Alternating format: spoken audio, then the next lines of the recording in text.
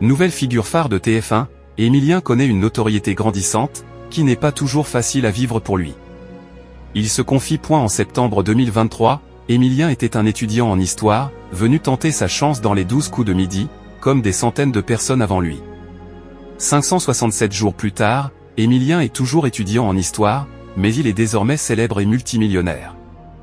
En effet, victoire après victoire, la notoriété d'Émilien grandit.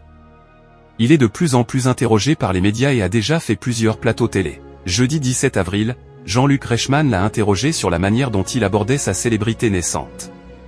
Émilien se confie sur sa notoriété. Récemment, le petit ami de Jessica a quitté le plateau des 12 coups de midi pour découvrir celui de Quelle époque. Il a ainsi fait connaissance de Léa Salamé et s'est prêté à l'interview, un jeu auquel il n'avait jusqu'ici pas vraiment l'habitude de jouer. Comment vous vivez ça vous, la notoriété, la popularité, l'a alors questionné Jean-Luc Reichmann. S'il est habitué à être le centre de l'attention sur le jeu, à l'extérieur, c'est autre chose, ça fait vraiment très bizarre. On est prévenu un petit peu quand on arrive ici et qu'on reste quelques jours que cette notoriété va tomber un petit peu. En fait, ce n'est jamais vraiment prévisible ce qui va arriver, ça fait très bizarre d'être reconnu comme ça, c'est très particulier, confie Émilien.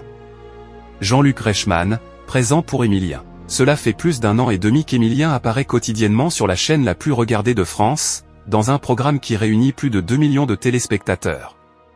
Le jeune homme de 22 ans est donc de plus en plus sollicité par les médias.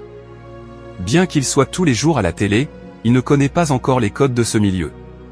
Il peut donc compter sur le soutien de Jean-Luc Reichmann. Il y a une espèce de marathon médiatique, mais bon, on prend bien les paramètres ensemble, dit alors le présentateur, en faisant référence à leur passage dans Quelle époque. Dans une interview accordée à Télé Loisirs, l'animateur avait révélé avoir souvent des échanges avec Émilien en dehors de l'émission. Il est sollicité de partout, il a reçu un cul d'or chez Yann Barthès.